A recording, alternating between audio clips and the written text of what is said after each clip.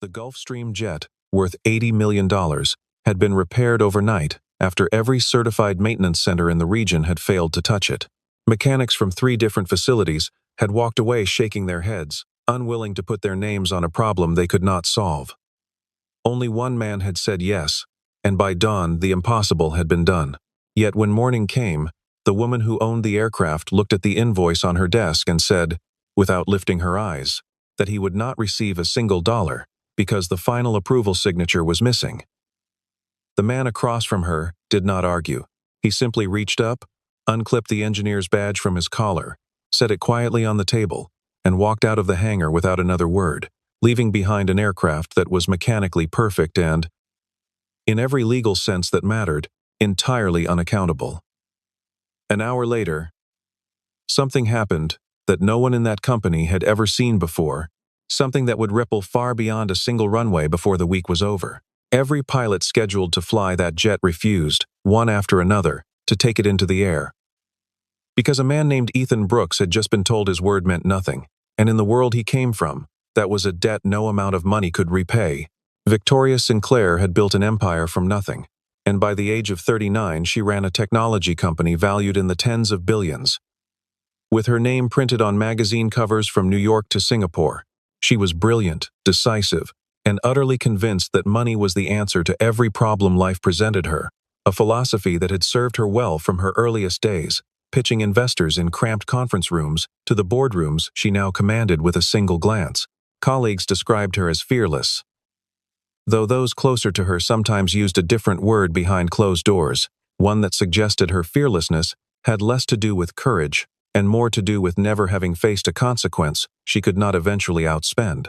To Victoria, contractors were interchangeable, replaceable, and ultimately, beneath her attention, once their invoices were paid. Or in some cases, not paid at all, a habit she had never once had reason to question, because no one had ever pushed back hard enough to make her.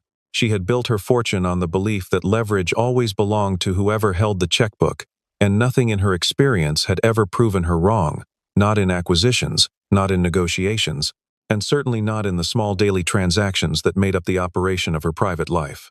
That belief was about to be tested in a way she never anticipated. On a runway, outside a private airfield, over a jet she needed more than she had ever needed anything, and over a man whose name she would not soon forget. She was scheduled to fly to an international summit that would determine billions of dollars in future contracts, and her Gulfstream G700 was the only aircraft that could get her there on time, a summit her competitors would gladly attend in her absence if given the chance. 2 days before departure, the jet's flight control electrical system threw an error that no diagnostic tool could immediately explain, and the aircraft was grounded, declared AOG, aircraft on ground, a term every executive in private aviation dreads, since it meant a schedule built around certainty had suddenly collapsed into an open question with no clear answer. 3 maintenance centers were called in sequence, each sending their best technicians, and each leaving after several hours with nothing but apologies and a growing list of parts they suspected needed replacing, none of them willing to guarantee that even those replacements would solve a problem they could not fully identify. Marcus Hale, her director of aviation, stood in her office with a face that told her the news before he spoke a word, having spent the entire morning fielding phone calls from technicians who each offered a different theory, and none offered a solution. There was only one name left on his list, a name he almost hesitated to say aloud. Aware of how Victoria typically reacted to solutions that did not come from established, easily controlled channels, he told her there was a freelance engineer, a man the Federal Aviation Administration itself sometimes called when its own investigators ran out of answers, and that if anyone could solve this before the summit, it would be him.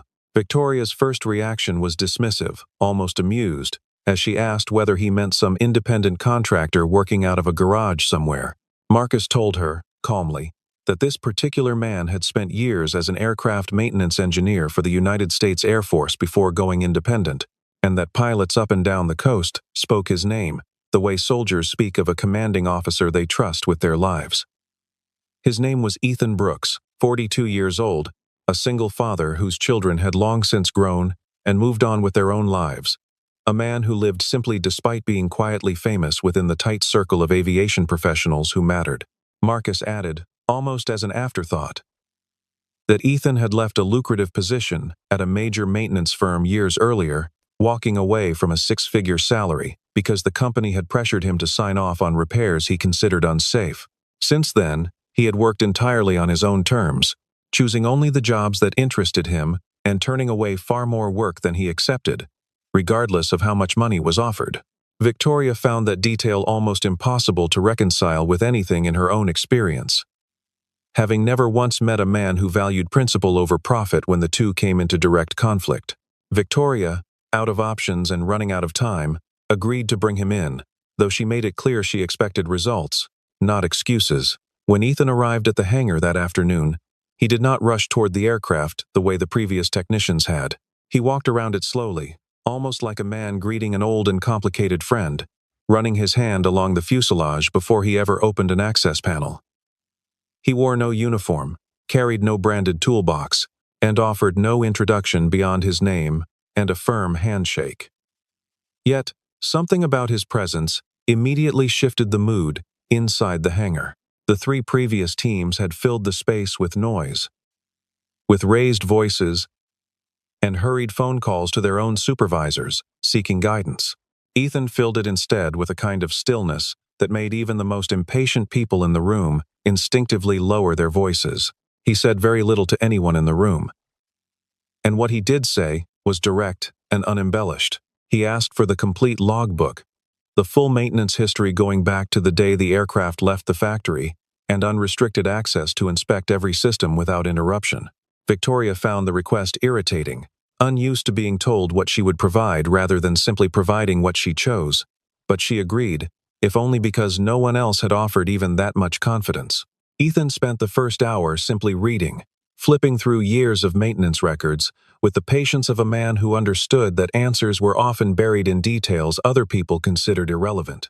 By the time he closed the final folder, he had already narrowed the problem down to a specific era of the aircraft's service history, long before he ever touched a wire. What he found, though he did not yet say it aloud, was something none of the previous three teams had even considered looking for. Ethan worked through the entire night without sleeping, moving methodically from one circuit to the next, tracing the aircraft's electrical nervous system wire by wire under the harsh light of the hangar.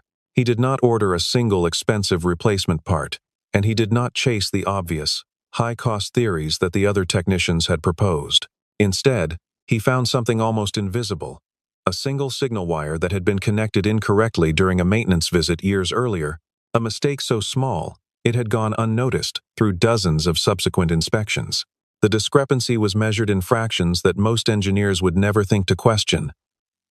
Yet, under the exact combination of conditions present during flight, it was capable of causing the control system to misread its own signals mid-air. It was the kind of error that could sit dormant for years and then surface at the worst possible moment, 30,000 feet above the ocean, with no room for a second attempt.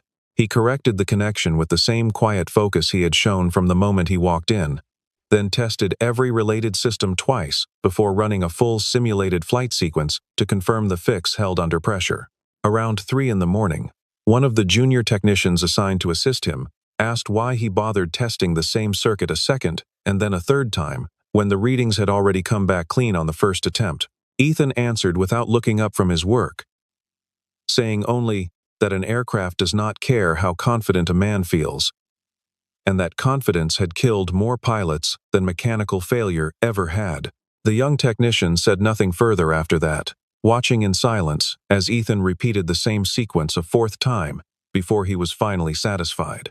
By sunrise, the aircraft was cleared, its systems behaving exactly as they should, its history of failure resolved by a single overlooked wire that 3 teams of professionals had missed entirely. Daniel Ross, the company's chief pilot with more than 18,000 flight hours behind him, arrived to review the work personally before agreeing to fly the jet again. Daniel had a reputation across the industry. He spent nearly an hour going through Ethan's documentation, cross-referencing every page against the physical systems himself, rather than simply trusting the written word, a habit that had kept him alive through 3 decades of flying. After going through Ethan's documentation line by line, Daniel looked up and told the room, without exaggeration, that it was one of the finest diagnostic efforts he had witnessed in his entire career. He shook Ethan's hand, an unusual gesture for a man who rarely extended that courtesy to contractors he had only just met, and told him plainly that he would trust his own family aboard this aircraft without a second thought. Word of what Ethan had done moved quickly through the small, tightly connected world of private aviation, and by midday, mechanics and pilots who had never met him were already speaking his name with a new kind of respect. The following morning, Ethan arrived to submit his final report and invoice, expecting the straightforward conclusion of a job well documented and thoroughly completed. He had barely slept, having gone home only long enough to shower before returning to finish the paperwork properly, treating the administrative closing of the job with the same care he had given the repair itself.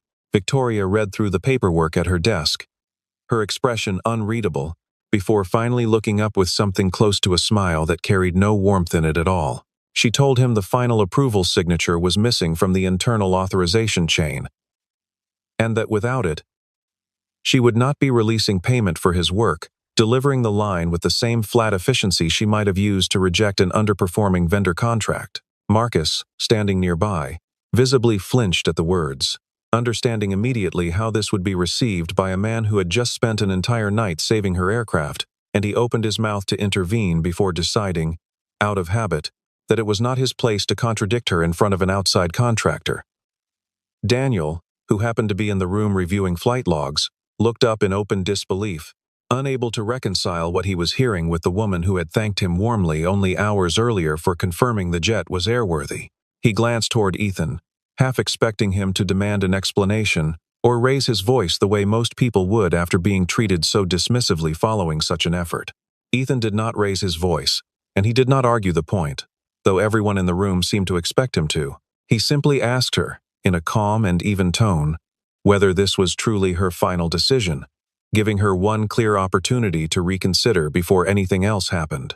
Victoria answered without hesitation that it was, her voice carrying the practiced certainty of someone who had never had to answer for a decision like this before. Ethan nodded once, then reached for the same report she had just refused to pay for, and signed it again, this time formally withdrawing his technical certification of the repair he had completed. In the world of aviation maintenance, that signature was not a formality, but the entire foundation of legal accountability, the single piece of paper that told every future pilot the aircraft was safe to fly. Without his name behind the work, the repair effectively did not exist in the eyes of anyone who understood what that signature meant. He stood, gathered nothing but his own coat, and told her quietly that he hoped she would never need him a second time, before walking out through the same hangar doors he had entered the night before. Later that day, Daniel prepared for the scheduled departure, running through his usual pre-flight review of the aircraft's documentation before stepping aboard, humming quietly to himself the way he always did before a flight, a small ritual that had accompanied him through thousands of takeoffs over the years.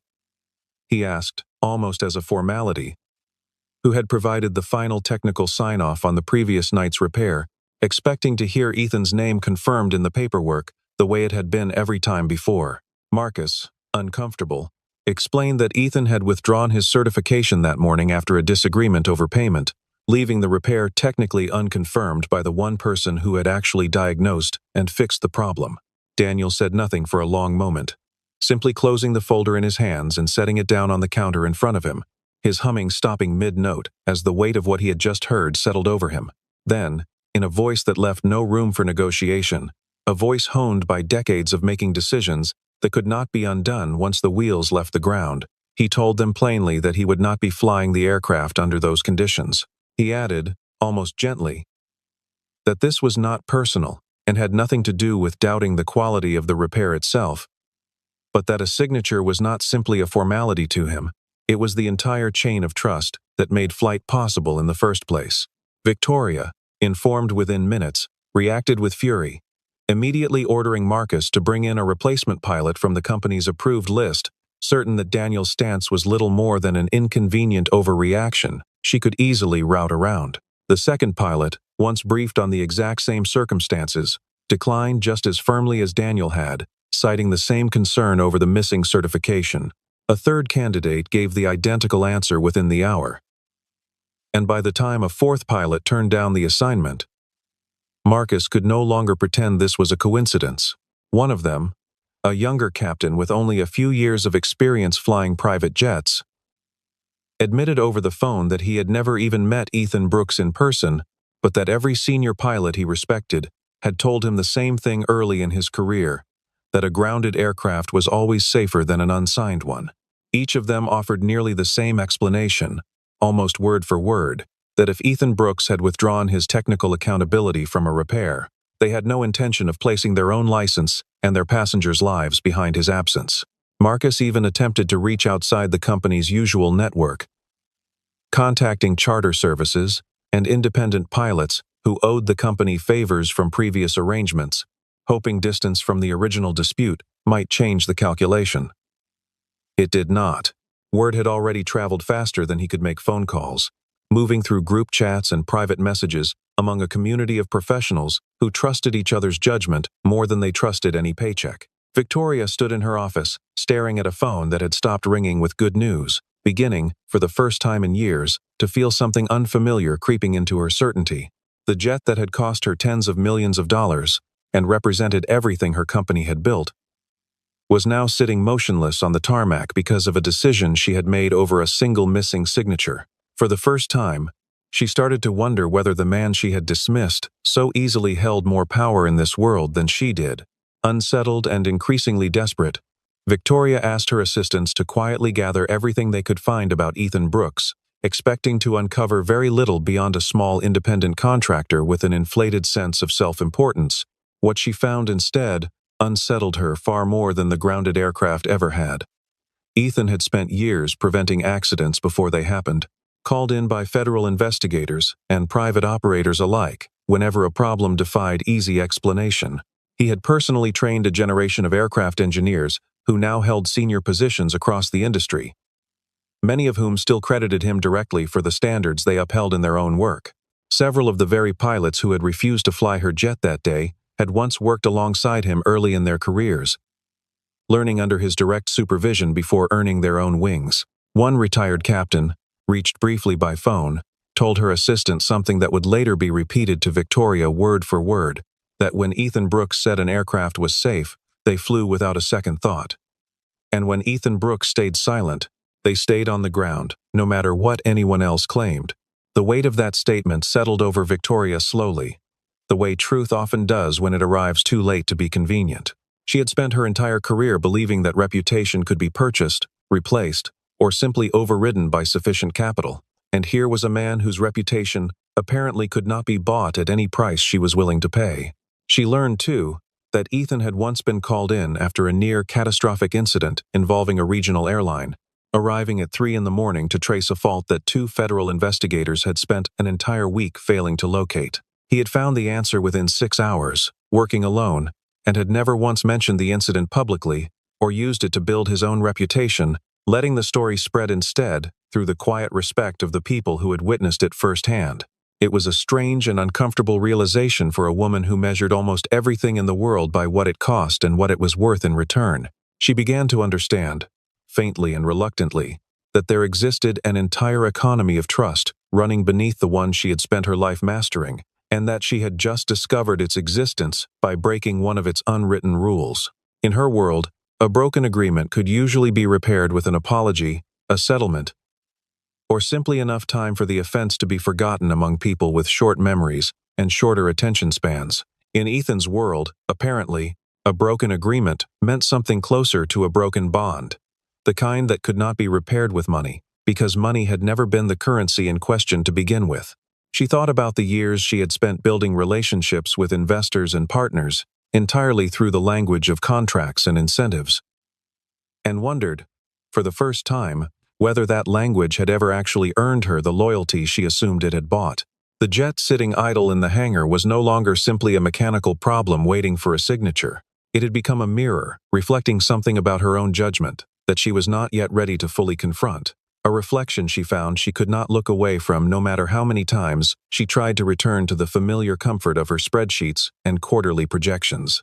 Meanwhile, the aircraft itself remained exactly where it had been left, silent and unmoving on the private runway, a machine worth tens of millions of dollars accomplishing absolutely nothing for its owner. Every hour it sat, idle translated into hundreds of thousands of dollars in lost opportunity, delayed negotiations, and mounting frustration among international partners who had structured their own schedules around Victoria's arrival. Her own board members began calling, first with polite concern, and then with barely concealed irritation, wanting to know why a woman famous for solving impossible problems could not solve the simple matter of finding a pilot. She gave vague answers, unwilling to admit the true cause of the delay, aware that the full story would not reflect well on her judgment if it ever became widely known. The summit she was meant to attend was drawing closer with each passing hour, and word had begun quietly circulating among industry insiders that something unusual was happening with her company's flight operations.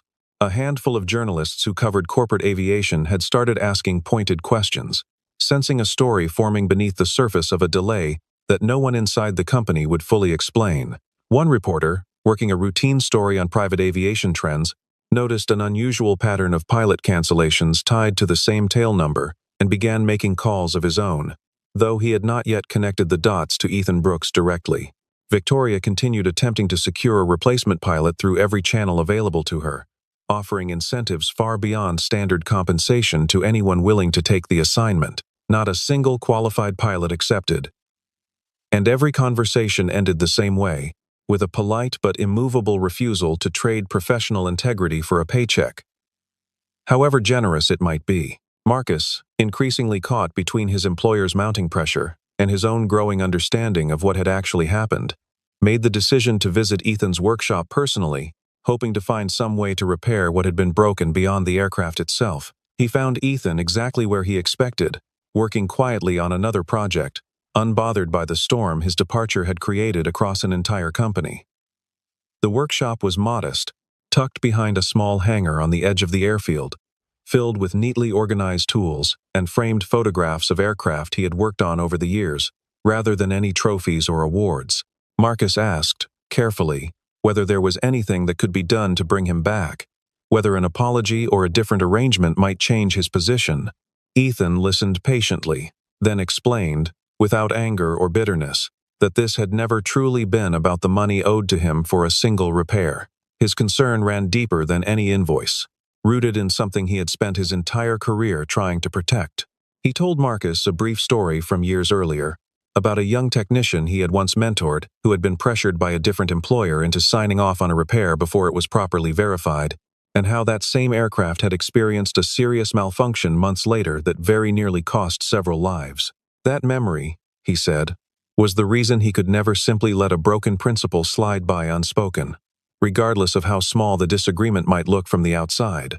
If a chief executive was willing to withhold payment from an engineer after he had already solved a life-threatening problem, he explained, that same executive would eventually be willing to pressure engineers into signing off on work that was not actually safe, simply because it was convenient or profitable to do so. That, Ethan said quietly, was the real danger hiding behind what looked like a simple financial disagreement.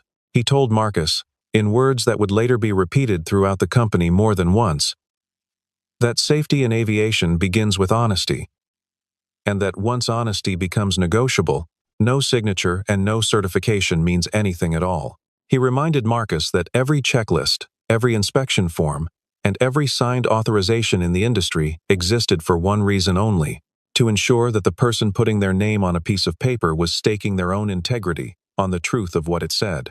The moment that integrity could be pressured or bypassed for convenience, he explained, the entire structure of trust holding the industry together began to erode, one small compromise at a time, until eventually something broke that could not be repaired with an apology.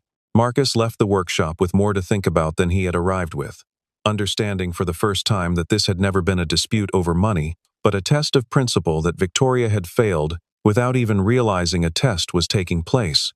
He returned to the company uncertain how to explain this distinction to a woman who measured every conflict in terms of leverage and cost, rehearsing several different ways to phrase it during the short drive back, none of which felt adequate to the weight of what he now understood. What he did know, with growing certainty, was that Ethan Brooks was not going to change his position through persuasion, incentive, or pressure of any kind. The only path forward, if there was one, would have to come from Victoria herself, and from whatever she was willing to admit about the choice she had made. Back at her office, Victoria finally sat down to review the security footage from the night of the repair. Footage she had never bothered to watch until the entire situation had spiraled far beyond her control.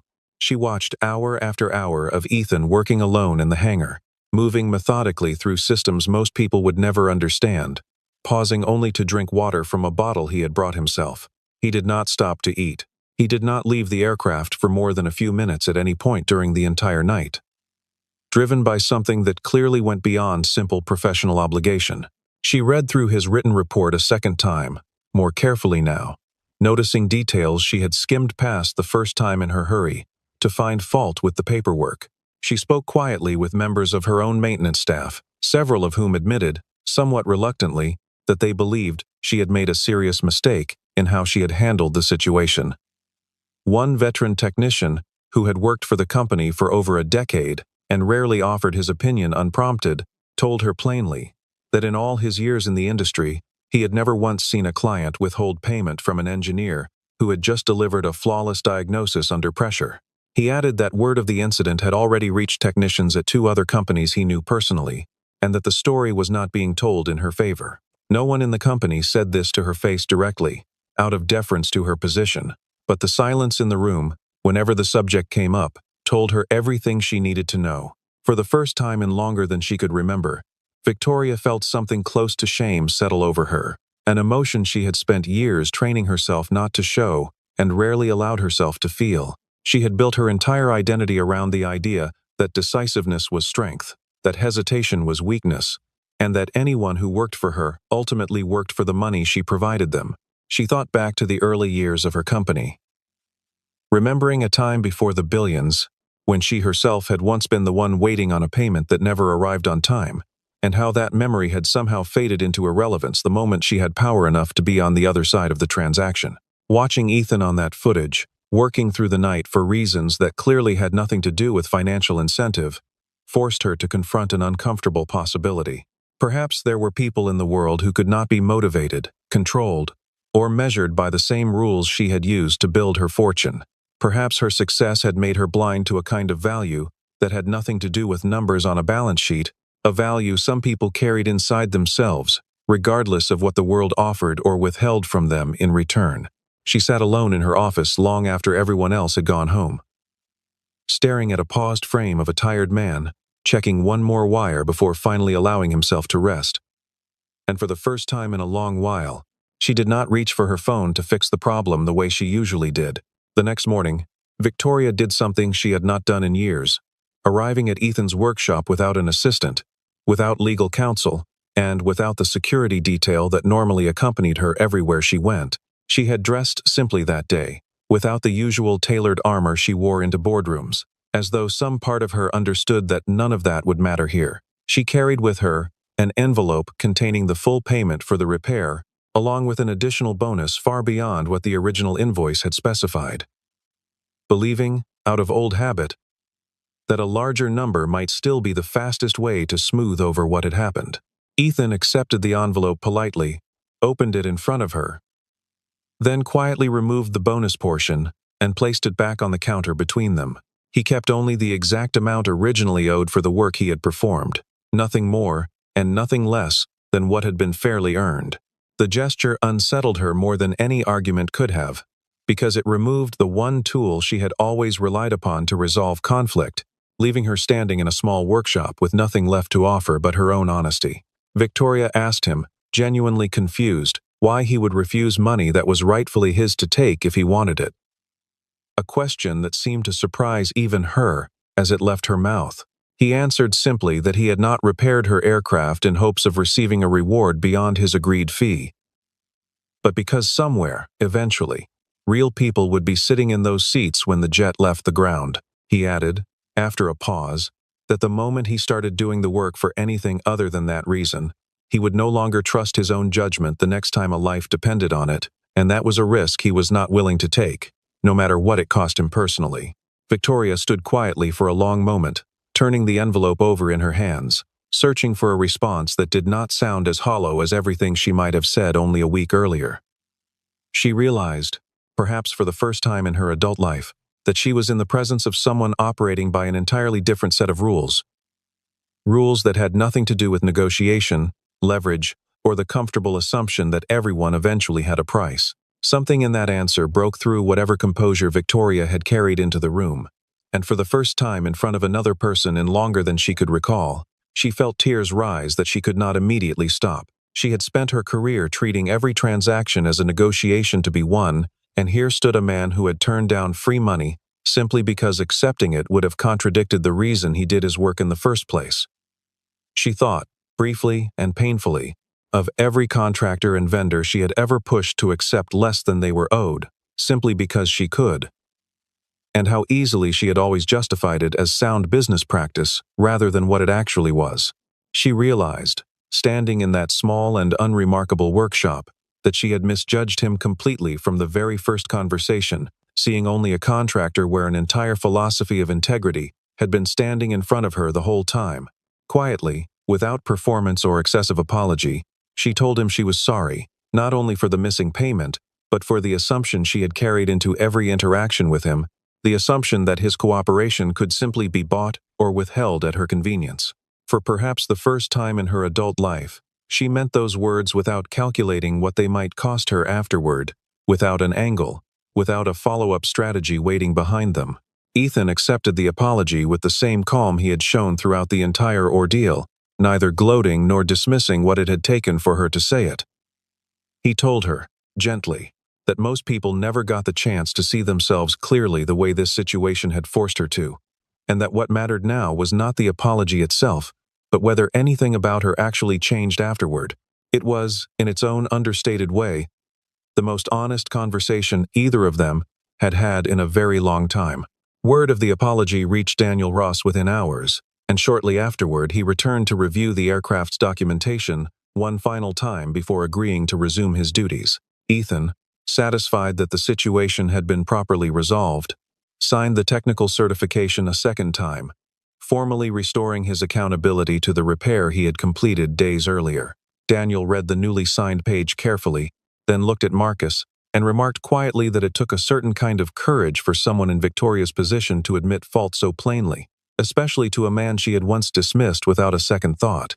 With his signature back in place, every pilot who had previously refused the assignment agreed without hesitation to return to full flight status, their objection having never truly been about the aircraft's mechanical condition at all, but about something far more fundamental that had finally been set right.